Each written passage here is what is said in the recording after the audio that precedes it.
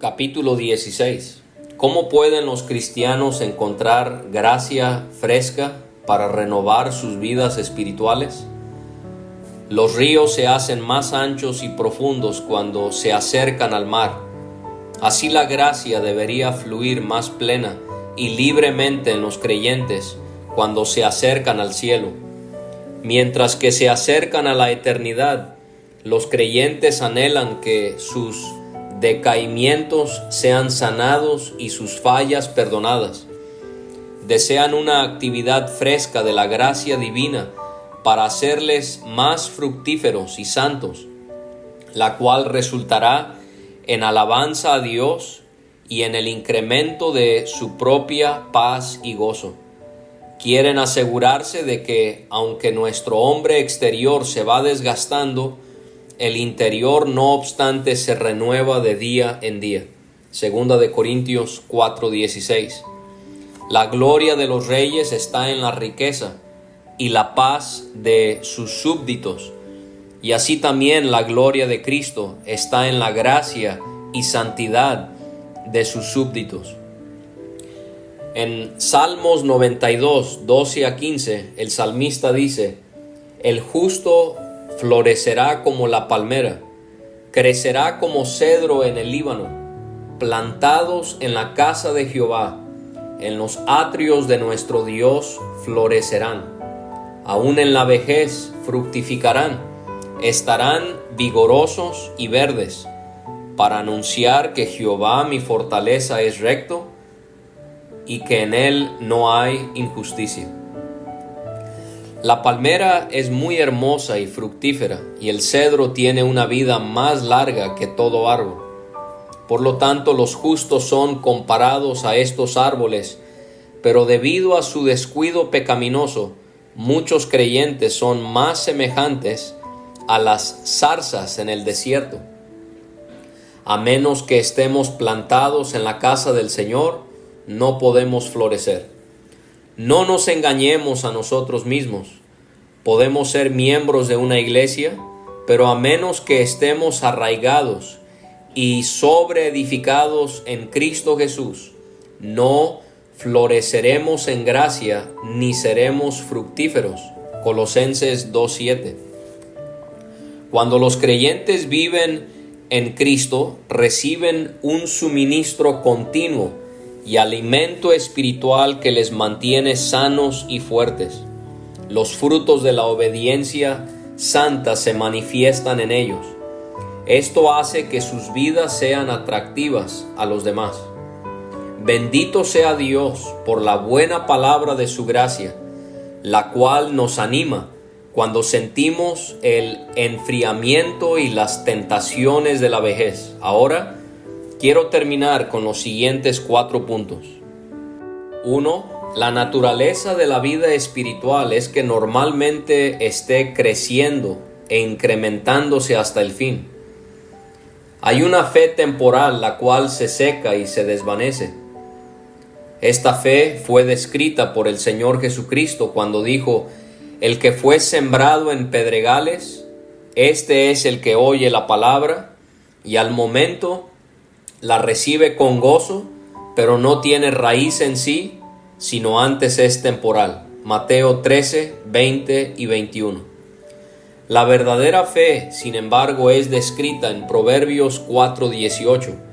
Mas la senda de los justos es como la luz de la aurora, que va en aumento hasta que el día es perfecto. La luz de la mañana se ve muy parecida a la luz del atardecer. La diferencia es que la luz de la mañana sigue creciendo hasta que llega al clímax, mientras que la luz del atardecer se oscurece paulatinamente hasta desaparecer. Entonces, hay una diferencia entre el creyente verdadero y aquel que no tiene la vida espiritual en él. Donde existe la gracia salvadora, seguirá creciendo hasta el fin. En ocasiones puede haber periodos cuando el alma parece retroceder en lugar de ir hacia adelante. Entonces la gracia de Dios no le dejará descansar hasta que se recupere y vuelva a crecer otra vez. Aquellos que no son creyentes verdaderos se engañan a sí mismos y no hacen ningún esfuerzo para recuperarse de la ruina eterna que les queda por delante. A veces, un creyente verdadero se encuentra rodeado por la oscuridad y en problemas debido a las tentaciones de Satanás.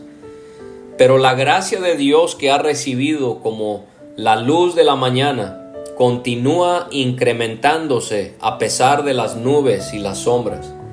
La vida espiritual es también como agua viva, un pozo perpetuo de agua que salta para vida eterna. Juan 4, 10 a 14. Un lago, por grande que fuera, puede quedar sin agua en tiempo de sequía. Así también la vida de muchos que se identifican como creyentes se seca cuando sobrevienen los problemas y las tentaciones. Pero la vida espiritual de un creyente verdadero nunca puede fallar porque salta continuamente. Las promesas de Dios fueron el medio por el cual creímos al principio. Es también por estas promesas preciosas que la naturaleza divina se mantiene viva en nosotros. Segunda de Pedro 1:4. Echemos un vistazo a una sola promesa, porque yo derramaré aguas sobre el sequedal y ríos sobre la tierra árida.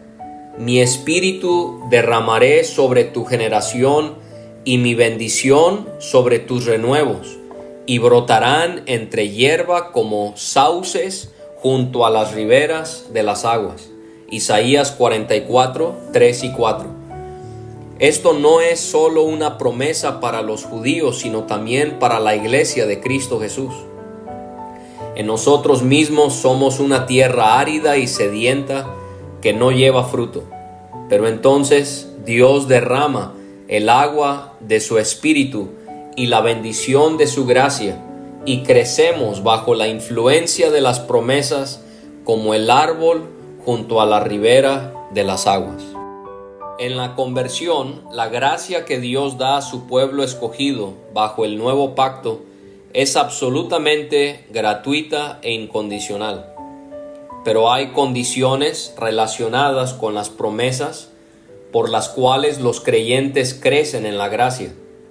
Se exige de nosotros una cuidadosa obediencia al Evangelio a fin de que seamos espiritualmente fructíferos. Segunda de Pedro 1, 4 a 10. La diferencia principal entre la gloria y la belleza de la iglesia manifestada en las promesas del Evangelio y la vida de la iglesia manifestada en los creyentes profesantes es que ellos no cumplen estas condiciones.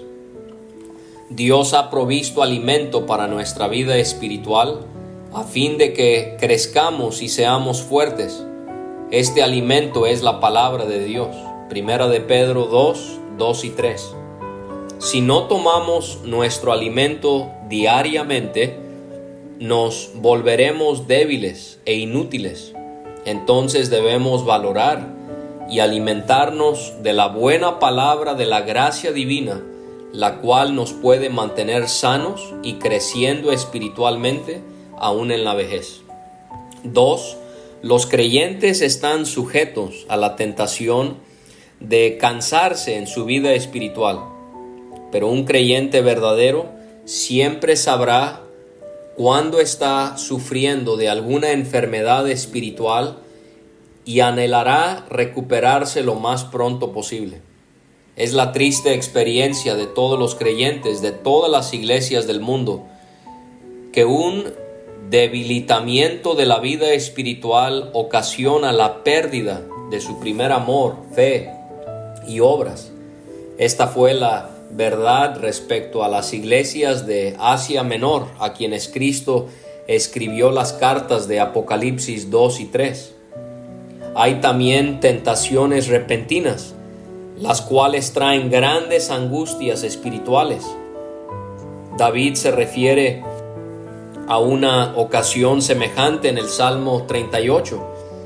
Él sintió que se había apartado de Dios y había continuado neciamente en ese estado pecaminoso en lugar de buscar misericordia. Tenía una conciencia continua de la desaprobación divina y anhelaba ser librado de esa miserable condición. Pudiera ser que nosotros no cayéramos tan bajo como David, pero conforme al grado de nuestro pecado, nuestro corazón conocerá su propia amargura. Proverbios 14:10. Muchas cosas pueden ocasionar la pérdida paulatina del poder y la vida espiritual. Podemos acostumbrarnos tanto a la rutina de la adoración pública y a nuestras devociones privadas que empiecen a perder su significado para nosotros. También podemos llegar a estar tan ocupados con los asuntos y los placeres de esta vida que no mortifiquemos los pecados que nos son naturalmente atractivos. 3. Muchos que se identifican como cristianos ya no disfrutan la vida y las bendiciones que resultan de creer en las promesas de Dios. Ellos necesitan ser despertados para que sean conscientes de su enfermedad y busquen ser curados. Muchos creyentes han cedido ante la pereza, la negligencia o alguna otra tentación. David experimentó esto y expresó su gozo de ser restaurado en Salmos 103, 1-5. Dios nos ha dado grandes advertencias del peligro de volvernos descuidados y negligentes espiritualmente y nos ha hecho grandes promesas para que busquemos ser restaurados. Si usted no sabe nada acerca de estas experiencias, pudiera ser que su alma nunca haya estado en una condición sana y fuerte. Alguien que ha estado débil y enfermo toda su vida no sabe lo que es ser fuerte y sano. Hay algunos que viven en toda clase de pecados. Si usted les habla acerca de su conducta pecaminosa y su necesidad de ser restaurados, le tratarán como hicieron con Lot, sus yernos. Mas parecía a sus yernos como que se burlaba. Génesis 19:14. Tales personas deberían preguntarse a sí mismas si realmente han conocido algo de la gracia de Dios. O pudiera ser que usted esté dormido con un sentido falso de su propia seguridad. Entonces usted es como la iglesia de Laodicea, la cual dijo que no necesitaba ninguna cosa y no sabía que era un desventurado, miserable, pobre, ciego y desnudo. Apocalipsis 3:17. Como Efraín, usted ya tiene canas y está en una condición mortal, pero usted no se vuelve a Dios ni lo busca con todo esto. Oseas 7, 9 y 10.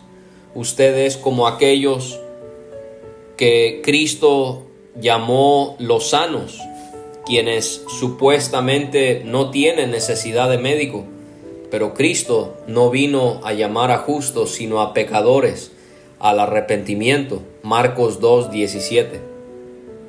Se podría decir de nosotros que nos hemos cansado de Dios, como ocurrió con muchos de su antiguo pueblo. No me invocaste a mí, oh Jacob, sino que de mí te cansaste, oh Israel. Isaías 43:22. A menudo hay fallas en mantener regularmente la oración familiar y muy poco deseo de asistir a la adoración divina.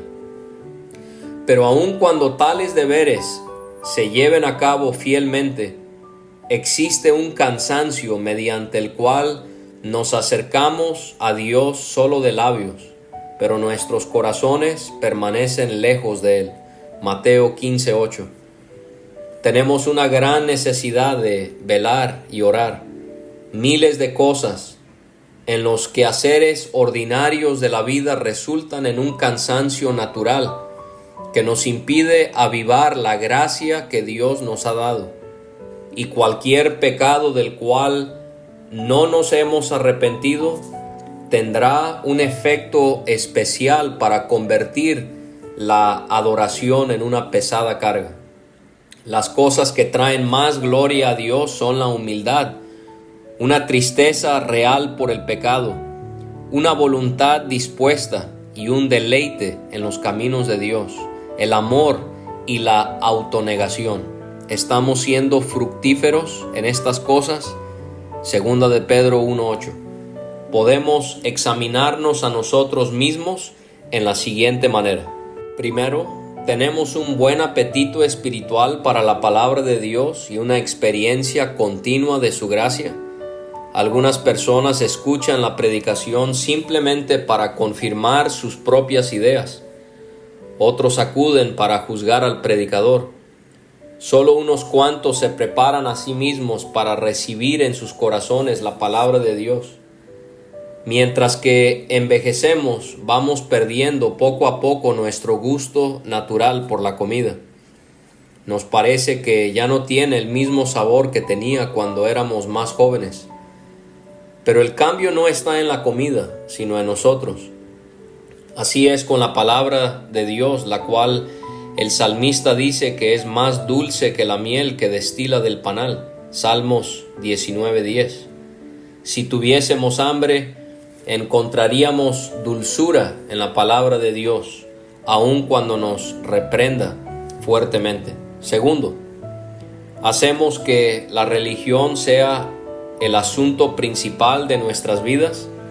Con muchos de nosotros, todas las demás cosas están colocadas por encima de la única cosa necesaria, es decir, nuestro bienestar espiritual. Si estamos continuamente ocupados con los asuntos del mundo y si apenas apartamos un poco de tiempo de vez en cuando para considerar las realidades espirituales, entonces es una fuerte evidencia de que nuestra vida espiritual se está debilitando. Cuando esto sucede, no amamos a los demás creyentes como deberíamos y no estamos dispuestos a responder a los llamamientos de Dios para arrepentirnos y enderezar nuestros caminos. 4. Hay un camino para volver a ser fuertes y fructíferos espiritualmente. Primero, nadie está sin esperanza, aun si ha caído muy bajo, pero debemos usar los medios correctos para recuperarnos. Los árboles que se han hecho viejos o infructuosos reciben nueva vida por medio de cavar alrededor de ellos y abonarlos. No son quitados y plantados en otra parte. Algunos profesantes se vuelven hacia las religiones falsas en busca de ayuda, pero terminan secándose y muriendo como apóstatas. Si hubieran buscado los medios correctos para su sanidad, quizás hubieran vivido. Segundo, los actos pecaminosos tienen que ser mortificados y las enseñanzas de Cristo obedecidas cuidadosamente. Por supuesto, no debemos caer en el error de los fariseos. No debemos pensar que por medio de ayunos y vanas repeticiones de oraciones seremos aceptables a Dios. Debemos redoblar nuestros esfuerzos para matar el pecado. También es absolutamente necesario leer las Escrituras regularmente, escuchar la palabra predicada, así como velar y orar contra la tentación. De esta manera, nuestra mente y nuestros afectos serán ocupados con pensamientos espirituales y celestiales. Sin embargo, todas estas cosas no pueden ser hechas con nuestras propias fuerzas. No somos competentes por nosotros mismos para pensar algo como de nosotros mismos, sino que nuestra competencia proviene de Dios. Segunda de Corintios 3:5. Por medio de la fe debemos obtener la ayuda de Cristo en cualquier esfuerzo que tratemos de hacer. Sin fe, nuestros esfuerzos serán inútiles y rechazados por Dios. Tercero, la restauración de los creyentes que han perdido su fuerza y su salud espiritual es un acto de la gracia soberana, una obra del Dios omnipotente, cuya gracia y amor nadie puede resistir. Dios ha dado grandes y preciosas promesas, las cuales debemos usar para ser restaurados. Veamos algunas de esas promesas en Oseas 14, versículo 1. Vuelve, oh Israel, a Jehová tu Dios, porque por tu pecado has caído. El verdadero Israel de Dios, su pueblo escogido, fue afectado por los pecados de toda la nación. Anteriormente, Oseas había pronunciado temibles juicios contra la nación por su gran iniquidad. Pero nada puede impedir que el poder omnipotente de Dios haga por su gracia lo que Él quiere hacer con su pueblo. Dios era todavía el Dios de ellos, aunque habían caído, invitados tiernamente a volverse a Él. Versículo 2. Llevad con vosotros palabras de súplica, y volved a Jehová y decidle: quita toda iniquidad y acepta el bien, y te ofreceremos la ofrenda de nuestros labios. Dios, por boca de su profeta, enseña a su pueblo cómo deberían orar. Quita toda iniquidad. Ningún pecado debía ser omitido. Cuando el perdón de todo pecado haya sido obtenido, el pueblo empezará nuevamente a sentir el amor de Dios. Habrá un anhelo para conocer que Dios les ha aceptado libremente y que ya no están bajo su desagrado. Versículo 3. No nos librará el asirio, no montaremos en caballos, ni nunca más diremos a la obra de nuestras manos: dioses nuestros, porque en ti el huérfano alcanzará misericordia. Dios espera una confesión completa y voluntaria de los dos grandes pecados que arruinaron a su pueblo: la confianza en el hombre y la adoración falsa o idolatría. Asiria no nos librará, y ya no diremos a la obra de nuestras manos: dioses nuestros. Versículo 4. Yo sanaré su rebelión, los amaré de pura gracia, porque mi ira se apartó de ellos. Aunque Dios sanará nuestras rebeliones y nos amará de pura gracia, no obstante se requiere de nosotros que nos arrepintamos, y Dios nos da la capacidad para hacerlo. Dios se da a sí mismo el título: Yo soy Jehová tu sanador. Éxodo 15:26. La única razón para sanarnos es su amor libre y soberano, el cual no merecemos. Esta sanidad incluye el perdón de nuestros pecados pasados y un suministro de gracia para hacernos fructíferos en la obediencia. Yo seré a Israel como rocío, él florecerá como lirio y extenderá sus raíces como el Líbano. Es verdaderamente algo grande el tener nuestras rebeliones sanadas y tener una conciencia de la belleza y la gloria del amor divino, la misericordia y la gracia actuando nuevamente en nuestras vidas. No se desespere para recibir tales manifestaciones frescas de la gracia divina. Obténgalas por medio de la fe en las promesas de Dios, tal como son ofrecidas mediante Cristo Jesús, el glorioso mediador. Todas nuestras provisiones de la gracia vienen de Cristo y solo de Él. Sin mí nada podéis hacer. Juan 15:5. Con Cristo estoy juntamente crucificado, y ya no vivo yo, mas vive Cristo en mí. Y lo que ahora vivo en la carne, lo vivo en la fe del Hijo de Dios, el cual me amó y se entregó a sí mismo por mí. Gálatas 2:20. La única manera para recibir nuevas provisiones de fuerza espiritual y gracia es por medio de la fe. Él vive en nuestros corazones por la fe, actúa en nosotros por la fe, y nosotros vivimos por la fe en el Hijo de Dios. Hay un solo camino para ser avivados y sanados de nuestras rebeliones, a fin de que seamos fructíferos.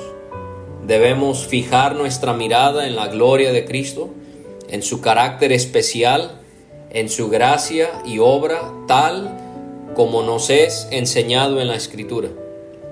En Salmos 34:5, David dice: los que miraron a él fueron alumbrados, y sus rostros no fueron avergonzados. Su fe fue manifiesta en mirar a él, es decir, a Cristo, o la gloria de Dios en él. Su acto de confianza surgió de una consideración de lo que él es.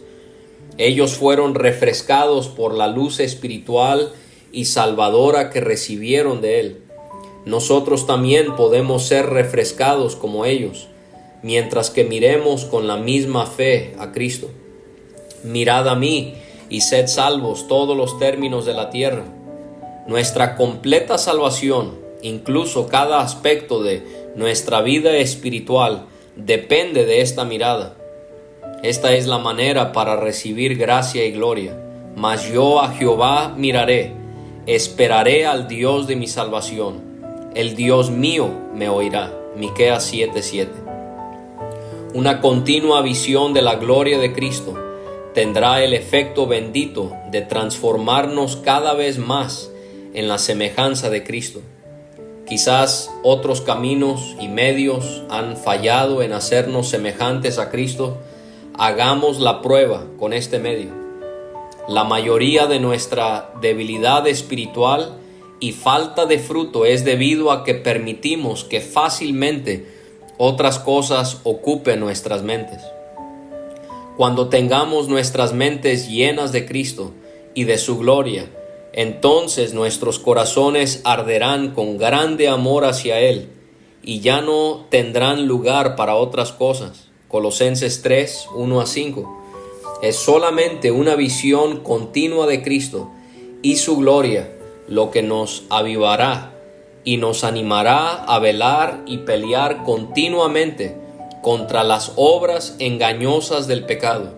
La experiencia de contemplar la gloria de Cristo tiene poder para hacernos obedecer y desear todas las cosas que agradan a Cristo. Esto marca el final del libro de John Owen, La gloria de Cristo.